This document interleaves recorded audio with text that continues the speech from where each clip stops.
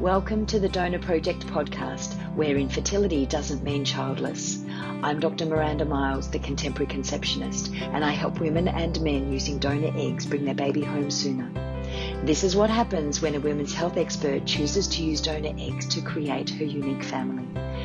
Think about the Donor Project podcast as your go-to place for everything you need to know about using donor eggs to bridge the gap between you and your baby. Because every woman deserves the opportunity to be a mum and every man a dad. I am absolutely so excited to share with you my very first guest on my podcast, the amazingly divine human Charlie Goldsmith, otherwise known as The Healer. Charlie has his own TV show in the US called The Healer. He's the founder and managing director of Cassette, which is a creative communications agency in Melbourne, Sydney, and Hong Kong. He is also absolutely passionate about health and good food and has created My Good Habits, a mind, nutrition, and fitness program designed to share his personal habits, his lifestyle, his emotional habits. And all on top of that, Charlie's opened an incredible new cafe in Melbourne called Sorcery, and there is absolutely nothing like it in Melbourne, and it's beautiful, healthy, fast food. So, hello, Charlie. Thank you for joining me. I'm so pleased to have you here. And I really wanted to bring you on to talk about men's health generally, because there's so many hiccups that men have in actually taking control of their own health, particularly when it comes to fertility. When we're talking about donor eggs, we're using beautiful, 20-year-old something donor eggs, and the women are always on board, but it's often the men who have issues. And I don't want to be mixing beautiful donor eggs with crappy sperm. And of course, health, food, nutrition, mindset, everything affects the quality of the sperm. So I guess I wanted to ask you, because you're so passionate about your own health, how did you get there? How did you come to that point?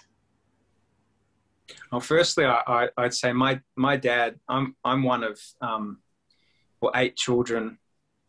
Well, my dad had 8 kids, and then my mum had another one. So if anything, I was trying to dumb it down a little bit because I don't want to have 8 children. So no. So health. So I only have one. Didn't want to risk it. No, I didn't want 8. I didn't want that kind of sperm. No one needs. No one needs that. So health. For me, in my early 20s, I had some health issues. In fact, from my teenage years, these are the ones I kind of were the most notable for me at that time. Was I'd get if there was a sore throat going around, I would get it.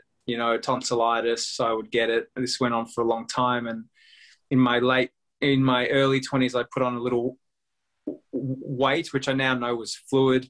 I was reacting to certain foods quite badly, and I didn't know what was going on for a long time. And at about 26 years old, I worked it out that I was having a very strong reaction to gluten and a few other foods, but gluten was probably the main one, dairy as well, but gluten was my worst. And so I discovered that. I stopped eating gluten, and I had a dramatic improvement in my physical and mental health. I stopped getting sick, so I've rarely been sick since then. I'm 40 now, so I would have gone from being sick what felt like monthly, every few months, I suppose, to every few years after that. If people are around me that are sick, I have no fear that I'm going to get sick. Whereas back then, I would be like, oh God, I'm going to stay away from me with your sore throat, And so that was the beginning for me. That I suppose the health awakening, where I understood that my actions have a dramatic effect on my life experience. And for me, it was a very easy decision to then go, well, I want to feel good every day as best I can. I want to always be improving and not get sick and feel happy and feel, and age slowly and all these things that are nice to do. And so for me, that was a pretty easy decision. I recognized that it isn't as simple as just genetics and I'll be fine, or your path is your path no matter what. It's like, no, well, the amount you drink, your exercise, the food you intake, all these sorts of things do have a dramatic effect on your experience. So I learned that young enough. I wish I'd learned it even younger, but I didn't.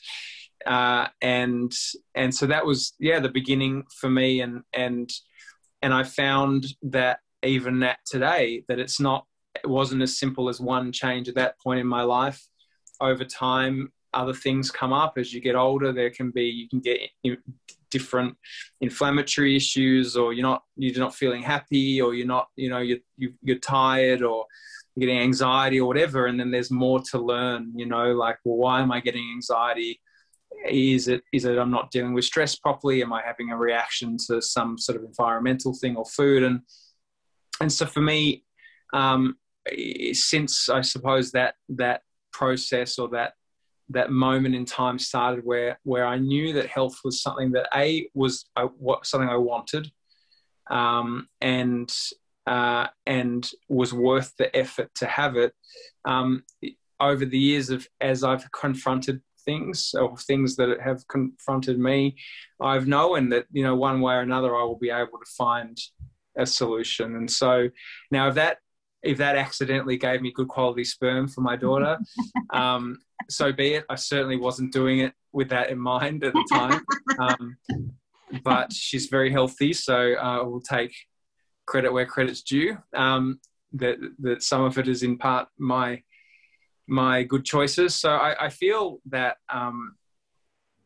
that feeling good for me is everything. I want to wake up and feel good. I want to feel at peace. I want to have energy, and I don't want to be the reason that the days where I can't are my fault. So sometimes there's things beyond our control.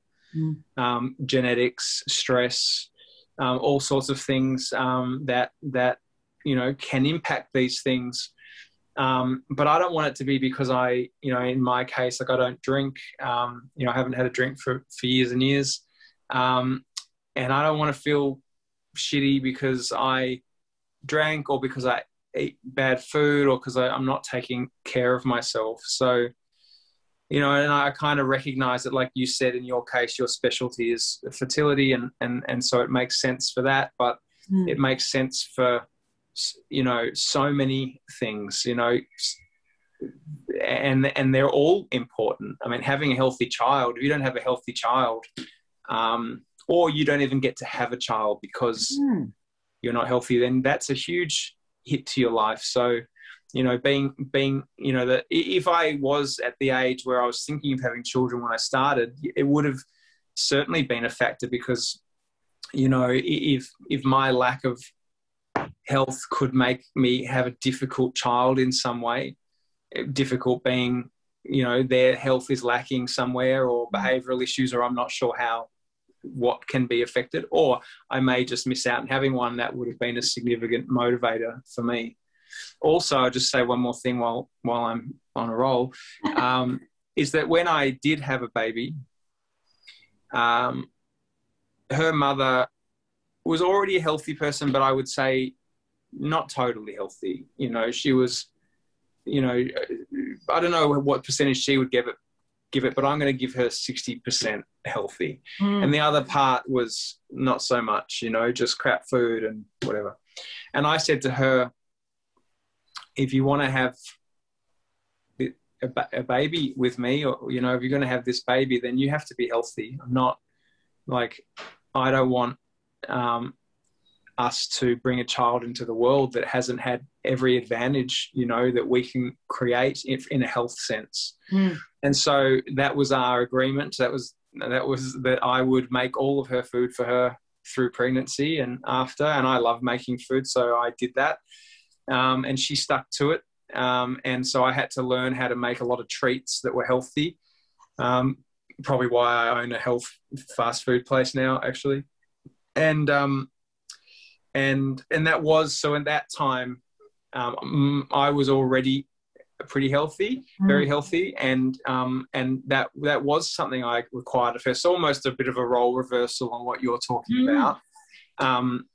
And yeah, and so, you know, and this is the thing that men often don't step up to that and don't take on, that they need to be healthy. They just think, oh, if my sperm can fertilize an egg, then it's fine. But it's so far beyond that. It's about that to create that embryo, you've got to have good sperm, and good sperm, good food, good lifestyle, and then that. Well, there's also, yeah. But I mean, I think that, I mean, look, junkies can get pregnant, right? So you don't have, so you can do it. But I guess so that the question is more about the quality of your produce, as opposed to it's not just about getting pregnant. Exactly. It's about what are we creating? You know, I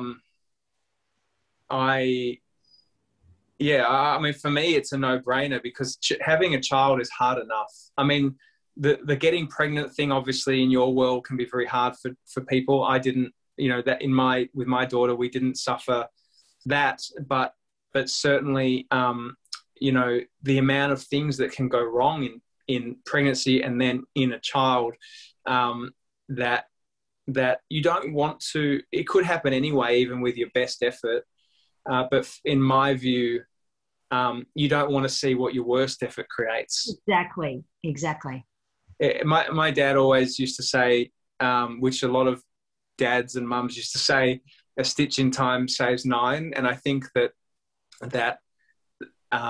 would be my view of, if my partner was seeing you and she needed, you know, she needed, she was getting donor eggs, or she was getting, you know, into the best shape she can to use her own eggs.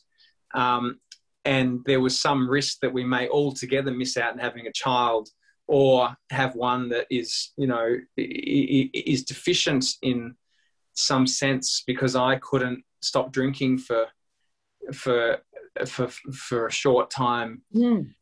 It's not even a decision in my view, because I'm watching a few friends at the moment who have had children, and I'm reminded how hard the first 6 to 12 months is. It's so hard. It's a big job, and even beyond just having good quality sperm to conceive the baby, to have the energy and the resilience to deal with an infant. You want to be healthy for that too. So there's all these reasons to be healthy, not just one. And because the best case scenario with the child is it's really hard work. That's the best case. The worst case is, you know, unimaginable. So, yeah, I can't see a good reason not to adapt. And the beautiful thing is, if in your case, if you're just talking to someone about getting their sperm good, ultimately by doing that and whatever it takes to make that of good quality, they're going to improve 1,000 other things in their lives, and likely prevent lots of potential challenges in their own lives in a health sense. So it's like the amount of wins you get by selflessly creating some good sperm is significant. Because your fertility is a reflection of your general health anyway. So just by getting that general health right, you're going to be improving the sperm, and just what we do every day impacts that so enormously. And yet there's still is there's a resistance from a lot of men to actually take that on. I think they think it's too hard, or they don't know how to, or they don't understand the impact that it's actually having on the health of the child later. And as you said, not only just getting pregnant, but on the actual health of the child later. And I just, what what are some of the really eats? Because you like good food, and you like good food that you cook really, really quickly, yeah? Mm-hmm. It doesn't take heaps of time, and you can just get it done. So what are some really easy things you do? What's something that somebody could take away from this and go, okay, cool, I can go and do that? So taking gluten out, gluten is responsible for about 3.5% of unexplained cases of infertility. So taking gluten out is a no-brainer as far as I'm concerned. It's a number one. Imagine if my dad was gluten-free. So yes. It would have been a disaster. So yes, I mean, for me, taking gluten out, as you say, that then in the cases where, you know, people are having trouble conceiving, that 3.5% is actually probably a very significant percentage. So there's that. But I found a life without gluten has been dramatically better. So I found that separate to fertility. You know, I think dairy probably as well is something to avoid, and sugar. They're my three probably top things to avoid, and vegetable oil. So, you know, inflammatory oil. So they're the sort of four things I would avoid. And then in terms of actually living that life, it's not too complicated. You when you cook yourself, like yesterday I cooked up, I roasted a whole lot of, you know, potato and sweet potato. I roasted probably 3 days worth. Yeah. So it doesn't take long, you know, chop your potatoes up, boil them, and then put them in the oven for, you know, 20 minutes or something, or depending how thick you cut them. And that's it. It's the easiest thing in the world, and you get a few days worth. And so your carbohydrates in terms of the starchy ones spoken for a few days, and then you chop up your vegetables and make a salad fresh, and whatever protein you eat. If you're vegan, you've got tempeh or beans or something, and if you eat meat, you know, you would get a good organic or a high welfare piece of meat and cook it up, or sardines or whatever you have. And so if you've already made your vegetables, it's probably a 5-minute cooking effort to make a good meal. Yep. It's really easy. And then what you do aside from that, and then every meal is sort of a variant on that. It's different meat, it's different vegetables, but it's the same formula.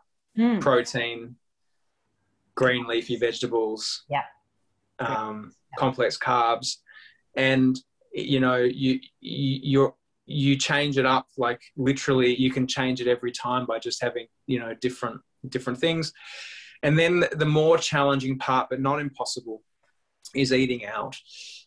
When you eat out, once you learn that you want to avoid those things, and why helps to know sometimes, which is your job to teach people this, then it's not that hard. You can go to most restaurants, you can get a piece of meat and some vegetables and just say, can you cook it in olive oil, or, you know, no oil? And most of the time that's totally fine. You know, you can go to Japanese is typically pretty, like sushi or something is pretty easy to eat. So once you understand you want to do it, and also once you feel the benefits, because I find this to be true in most cases, if you clean up your diet within about 3 days, most people feel a dramatic improvement in their health. Dramatic. Yeah. And once you get that dramatic improvement, it's very motivating to stick to it. Incredibly motivating. You know, normally, you know, some people will get, depending on how you felt before, will determine how dramatic the change is. But, you know, at the very least, you see your quality of your skin improve, your brightness of your eyes, your mood, how light you feel, your energy levels. And then in cases where people have let their health go, you know, they reduced weight,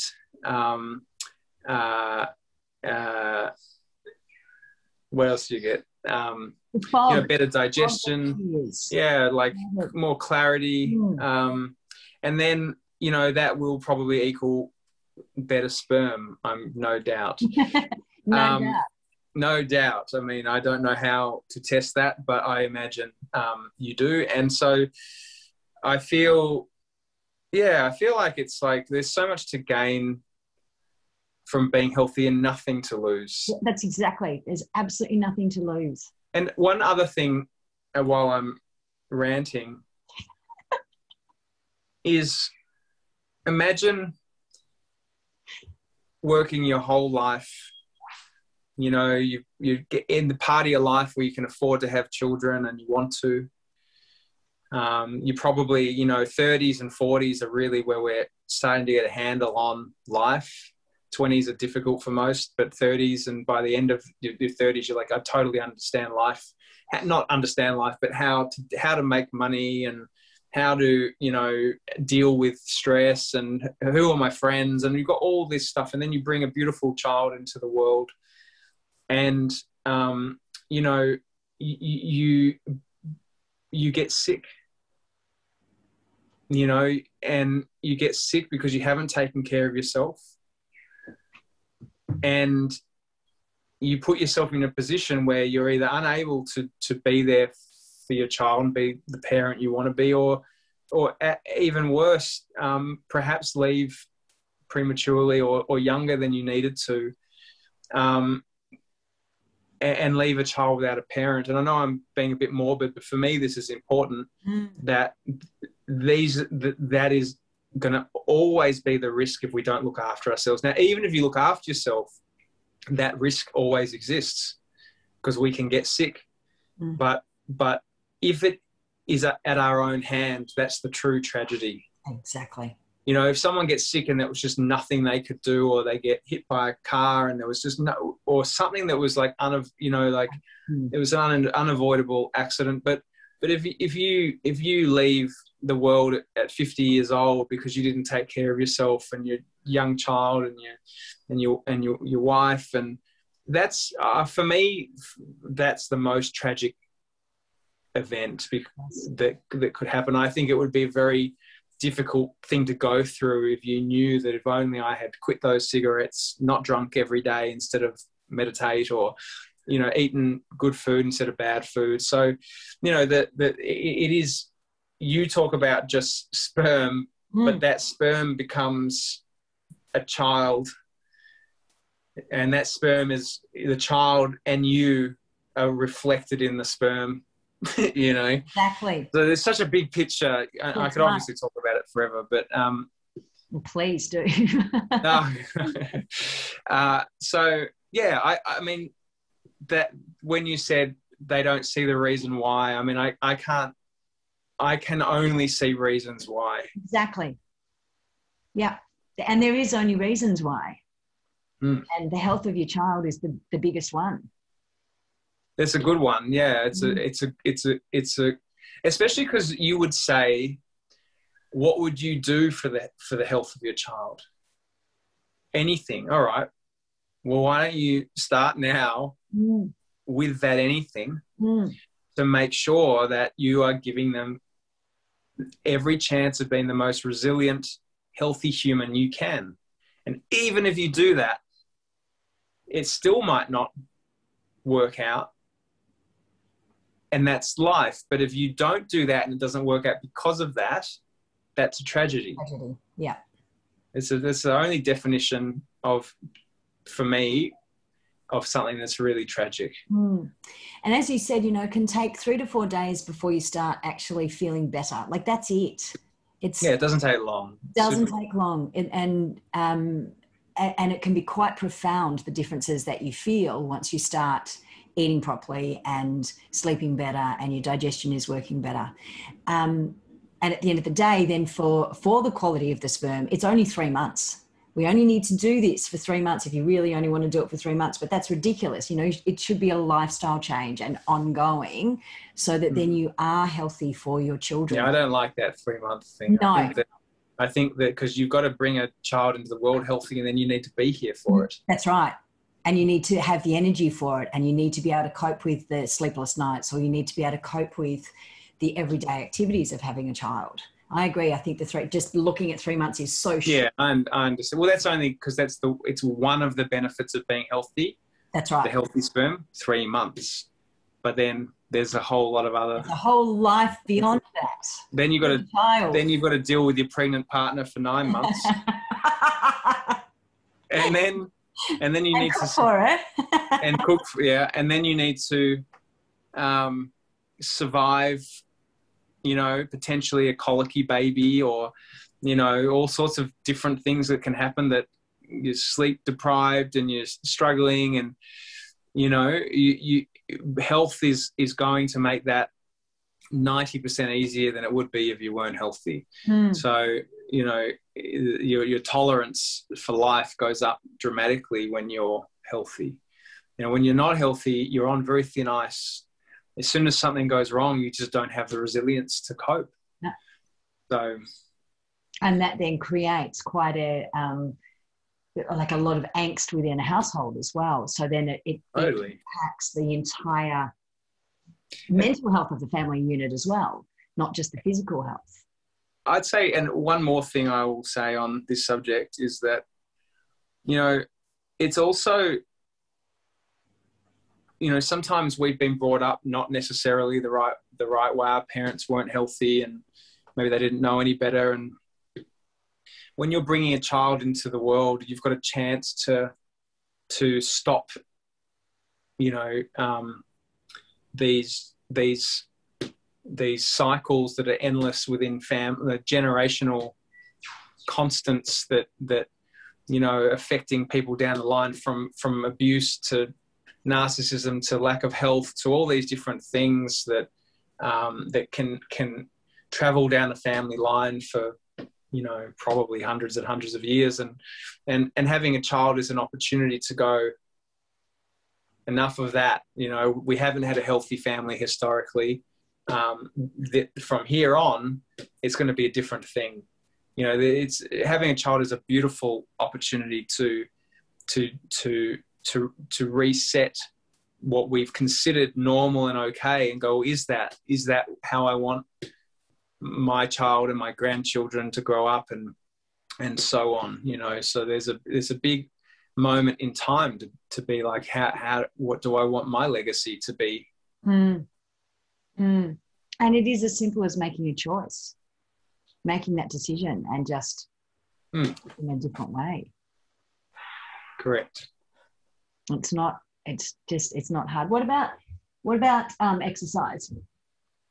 What do you do? What do you think about men and exercise and what they need to do? I'm not an exercise expert, but look, anything from going for a walk to, if you like, boxing classes or riding, I think it's all good. Doing something is important. If you're someone who hasn't exercised a lot for a long time, starting gently is, I think, important, and building your way into it. You'll find that when you combine eating well with exercise becomes a lot easier and a lot more fulfilling than when you feel like you're running in sand because you're so fatigued or unhealthy from the way you look after yourself. But yeah, I would say that I like to run. I like to we go out stand up paddleboarding near here on the river. It's beautiful. I walk a lot.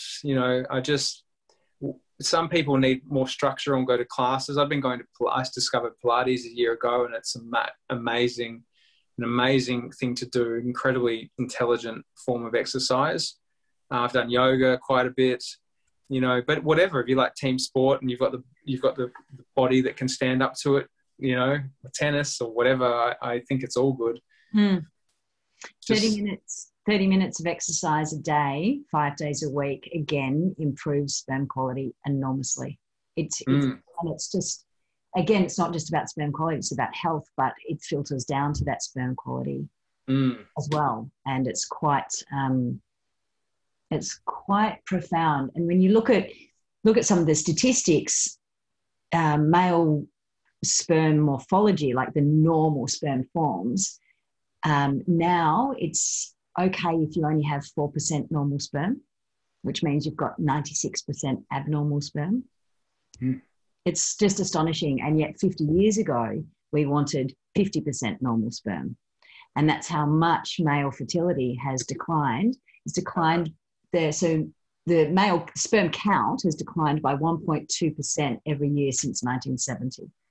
That's the impact that our lifestyle has had, our food has had, pesticides have had, vegetable oils has had, sugar, dairy, gluten. Like, that's the enormous impact that it's had on male fertility and thus male health, general health. It's astonishing to sit there and go 4% normal sperm, you know, one head, one tail, one little neck, 4% normal sperm is our goal. That's our barometer. 96% abnormal. And we wonder why fertility is so hard. You know, and it's all about what people are eating, what they're thinking, what they're feeling, what they're doing, how they're moving. And the impact is enormous. So why do you think there's a resistance in men? Like, what is it? What do you think?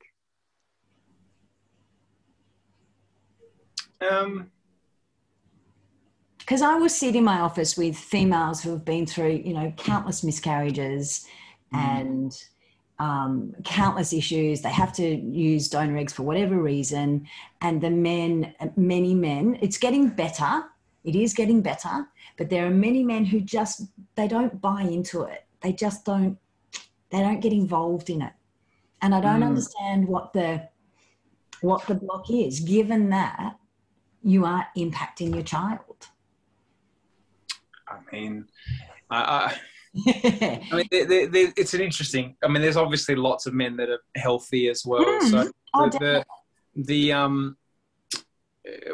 you know, I suppose normally I would think when people don't want to take care of their health, and usually that means they're doing things that are unhealthy. So, you know, they get home and have a couple of beers at night and eat bad food and not exercise and all these things. Usually I would say there's probably an underlying trauma that they are medicating.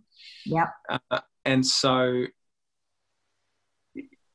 yeah, I mean, I think that would often be, we're not taught as young people, unfortunately, we're not taught to deal with emotion, and you get enough build up of emotion. It doesn't have to be a significant trauma. It doesn't have to be I was beaten up by someone. It could just literally be I just had lots of things, as we all do, of difficult things in my life that I was never taught how to deal with that emotion. So now I use beer and drinking and whatever else, sugary foods to numb myself. And so I think that you're not asking people to get healthy, you're asking them to stop medicating themselves, and they don't know how necessarily does that look. What does my life look like if I don't numb myself from my stress every day with the beer? Like, how am I going to deal with that? So I think that what is that? I think that it's like a mosquito or something. I don't know where it is. So I think that's probably why, when you see, because it seems so silly when you think, why wouldn't you want to be healthy? So, but that's not, they don't not want to be healthy. They've got these crutches, I think, in a lot of cases that they don't know how to transition from. Yeah. Because if I don't get home and have the beer, then I feel anxious. Well, then what? Yeah. But the truth is that you feel anxious because you've got some anxiety and you need to let that process instead of hiding from it. Now, that's the truth that a lot of people don't understand. So I think that it would be that there really isn't anyone who doesn't want to be healthy. I don't believe that. I do believe that gap between the things I do for myself that are unhealthy, I do as a form of survival.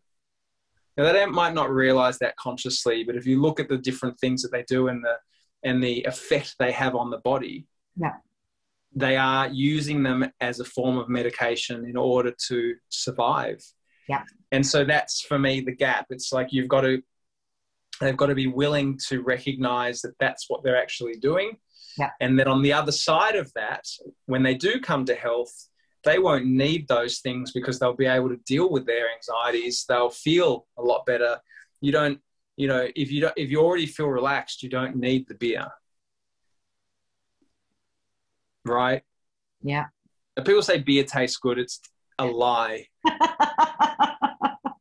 it relaxes you, which feels good, and that's just the way that I'm sure some people are going to think, oh, it does taste good. I'm like, well, not compared to an apple juice. I mean, but beer has a function. Yeah. And I think that's, and so does junk food. I mean, you eat those junk foods and they, what do they give you? A dopamine release and serotonin. So we get to feel good for a short time because we don't feel good. So the opportunity really, in order to get your sperm good, is also to realize that I'm using all these crutches, which are ultimately giving me bad sperm and probably a pretty low quality of life. Yeah. Because I just haven't learned how to deal with life. So I've just got these things I must do.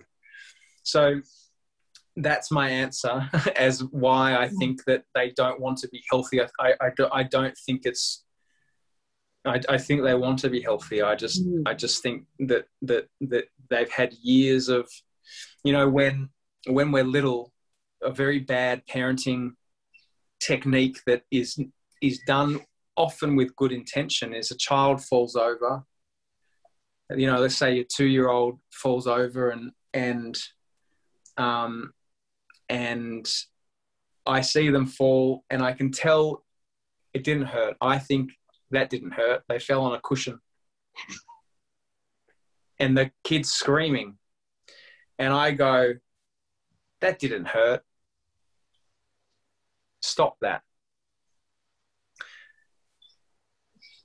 Or the child falls over and it does look like it hurt.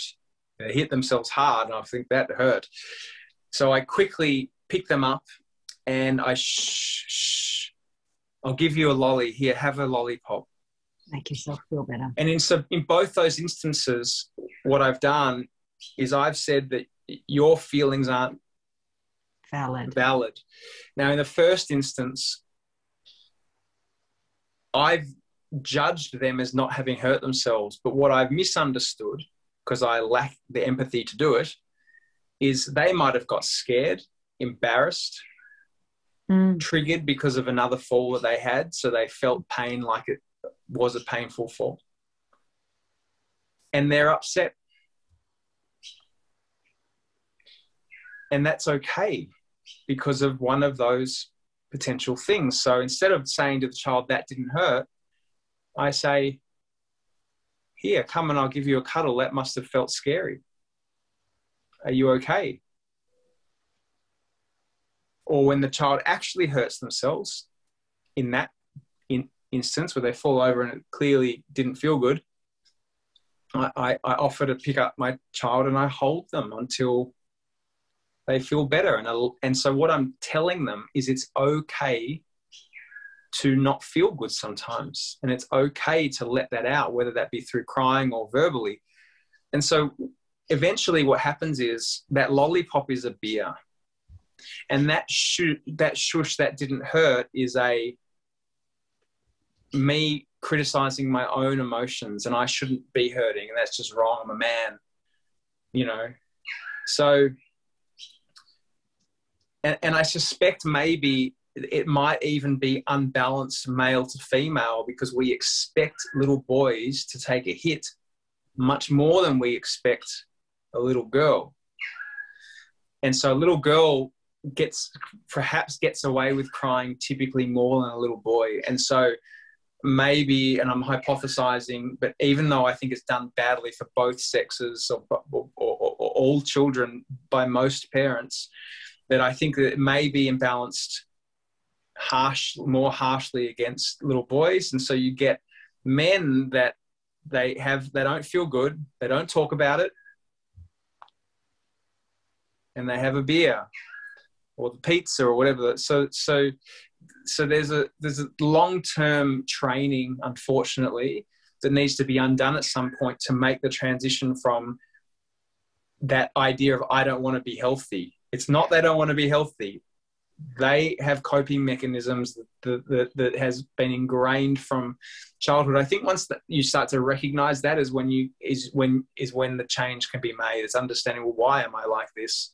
And then how do I get from here to you know, to a healthy place with good sperm. So true. It's all about the validation of the emotion from them being very, very little and allowing them to release that emotion rather than and just being human. Yeah. It's okay. Being kind. Totally fine. Like, you're allowed to, you know what, some things are going to give you anxiety, you know, or your dad dies, you're going to be upset. Someone breaks up with you, or someone's mean to you, you're going to feel emotion. It's totally human and normal, but we avoid all these things, you know, like your friend calls you upset because they went through a breakup. Well, I'll come around with a bottle of wine and ice cream.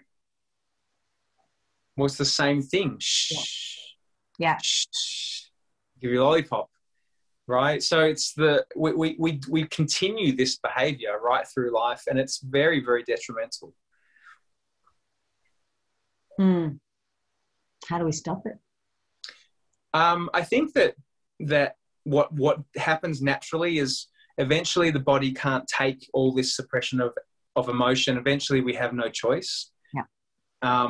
We get anxiety beyond what our crutches will help, and, you know, next thing the truckie's meditating, you know, he never would have thought he would, but he had no choice. And so it catches up on us eventually. But I think that hopefully more and more people recognize that I don't want to do this. I want to live for my child, and therefore I'm willing to suffer through relearning how to deal with emotion. You know, we are like, there's more and more opportunity in the world to be healthier than there's ever been, and that will be true every day forever, I believe.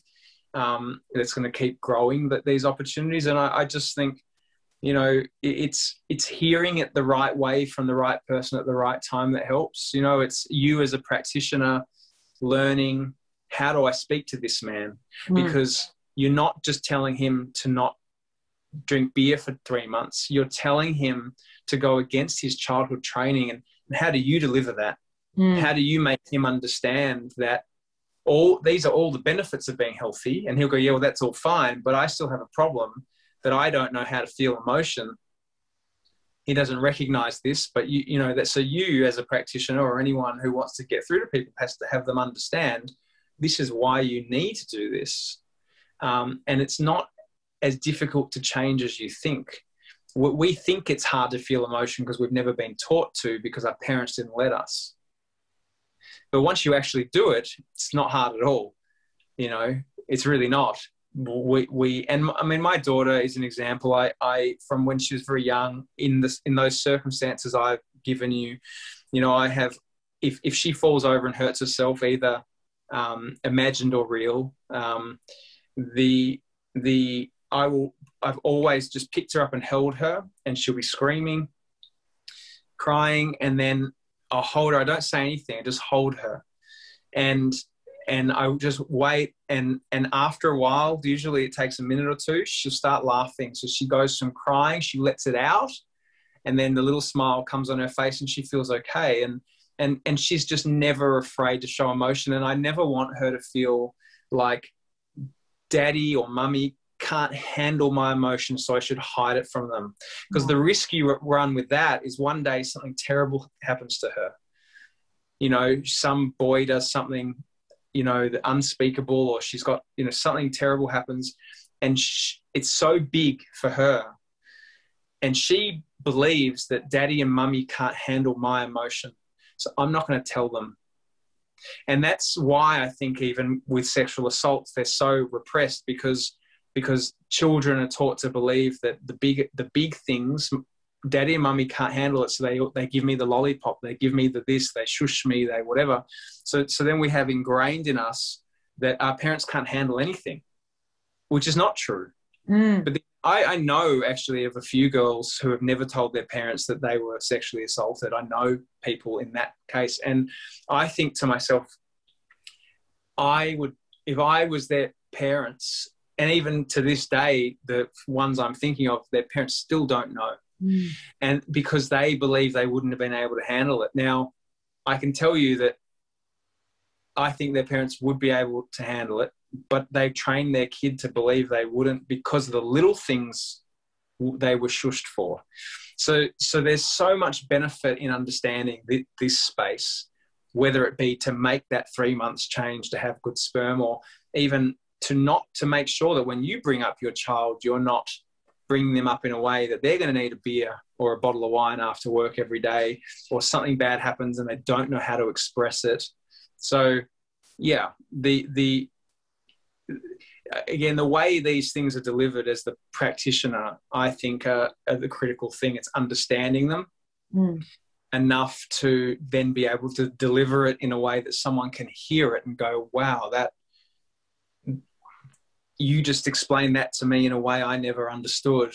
And yes, that's what my parents did. And I do not want to be that parent, you know, and if you can get there, then you can get to the health stuff, because now we know why I don't want to be healthy.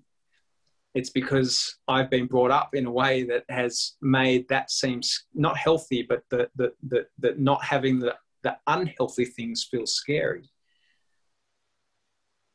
Yeah. It's an amazing way of looking at it. And it just makes sense. Yeah. Like it just makes perfect sense. Good parents do it badly. You know, it's like